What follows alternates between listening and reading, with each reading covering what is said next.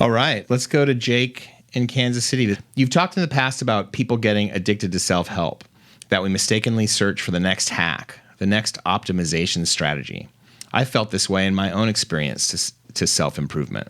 I tend to consume all that's out there, and while I live out some of it, I find myself being more concerned with reading or listening to the next thing, whatever that may be. So how do I go about choosing the top 3 to 5 things I find most valuable and just walking that path? How do you stay committed to learning and growing while also remaining steadfast to a short list of pursuits that you're 100% committed to? How do we avoid consuming self-help as an end in itself instead of just a means to a greater end? Thanks. It's a great question. It goes back to analysis paralysis, what we were talking about before. Whether it's the gear or self-help literature, these are just devices to distract you and prevent you from actually moving forward. I've got nothing against self-help literature. It helps lots of people. I think it's good that it exists in the world, but I've also become a little bit cynical about it. As a podcaster, I'm now on these lists with all the publishing houses, so I get all the galleys of all the nonfiction books in the mail before they come out. So every week I get like 10 self-help books in the mail. Yes. And every author wants to come on the podcast. And after receiving like 100 of these over the year, you're like, how much self-help literature do we need? There can't be that many secrets to getting better. And then I think about David Goggins and I'm like, how many self-help books did that guy read? You know how many he read? Zero. He got off his ass and he got to work, right? So self-help is fine. If you need some guidance, if you lacked mentorship or education in your life such that these are helpful to you, I think that's great. But when you start to use them as a shield to insulate you from taking any actions, obviously they're becoming an impediment. They're the very thing that is preventing you from helping yourself. It's interesting. The irony in that, right? Yeah, it's interesting. Like this fact that neuroscience has become so popularized, it kind of makes us like attuned to optimization. And in this tech world where everything's supposed to optimize, like there's a whole like Tim Ferriss's kind of position in how to optimize like the work week or how to do this or that.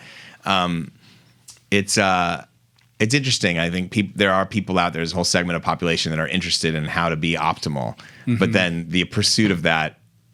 But when you look at the most optimal people in the world, they're not the people that are focused on optimization necessarily. I don't think so.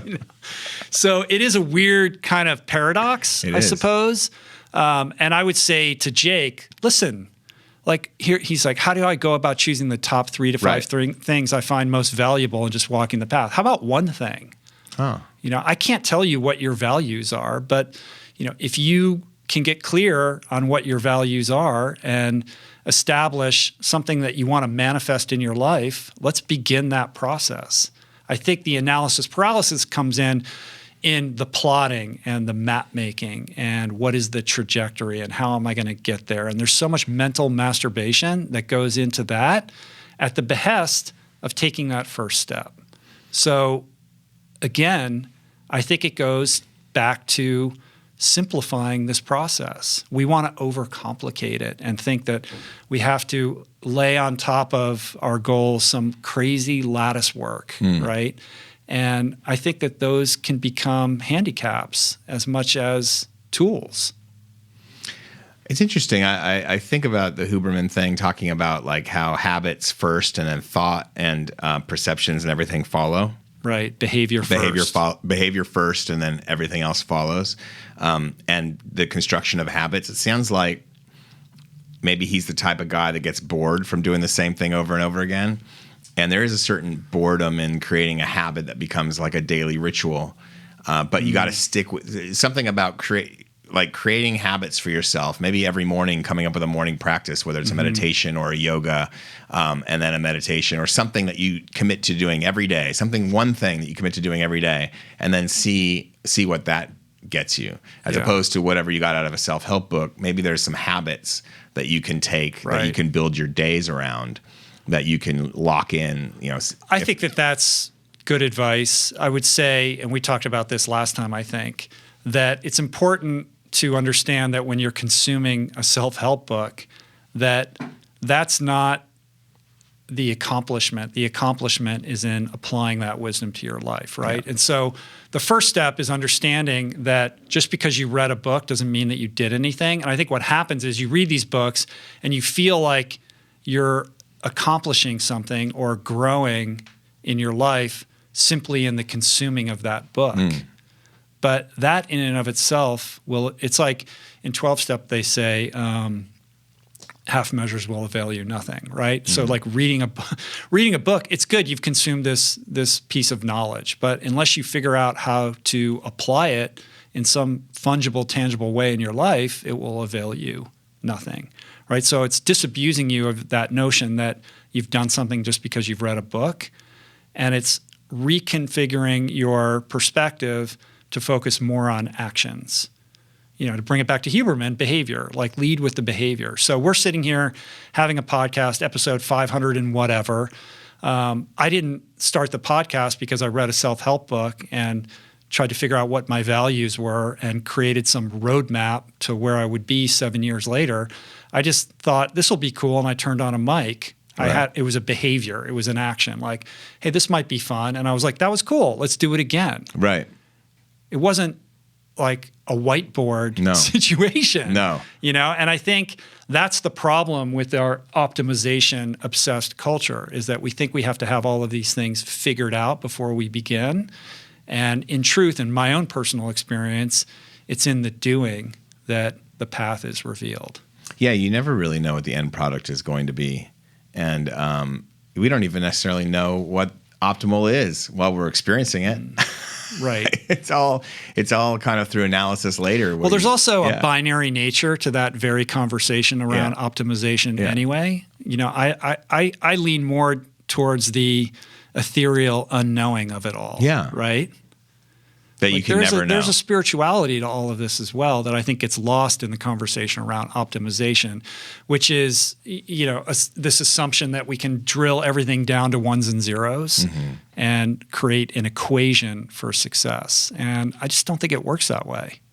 That doesn't mean that we can't learn and improve by virtue of these tools, but I think there's a bigger dance at play, and broadening your perspective and understanding that, I think at least it's been helpful to me. We've talked about that before. I mean, just recognizing you're a speck of consciousness in this great sea is liberating in a way, because it means that there's so much more going on than you can possibly be aware of. And if you just handle your stuff in a systematic way on a day-to-day basis, it's going to get you to a good place. You just don't know where that good place is necessarily, which is also a beautiful thing. Just think about this. Self-esteem comes from esteemable acts. Like, that's a truth, right? Why is that the case?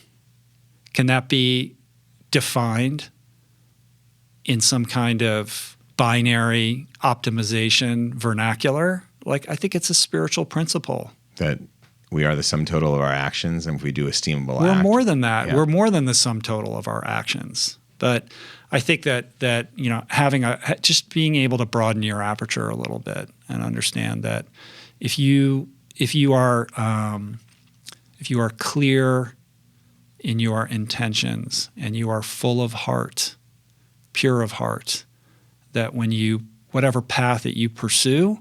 And I talked about this in my book, I believe that the universe will conspire to support you. If you've done the inside work, if you are coming from a place of love and compassion and gratitude, that the world will greet you in kind. And that has nothing to do with, neuroscience necessarily. You disagree? I agree to a point. I think that chaos theory exists, and sometimes chaos descends on your head. Well, also luck plays a huge part. Yeah. So I don't think it can always be that way, but I can say that if you tend to greet your experiences, I do think it comes down to how you deal with the hand you're dealt. So sometimes you're dealt a really shitty hand, and it's really hard to stay open and positive about it. But that doesn't mean that the person who does stay open and positive about it isn't going to have more success than the one that doesn't. So I think it's complex, but I do believe you're right a lot of the time. I also believe that chaos hurricanes Yeah. brew. Yeah. Yeah. And that does happen. Point taken. Yeah.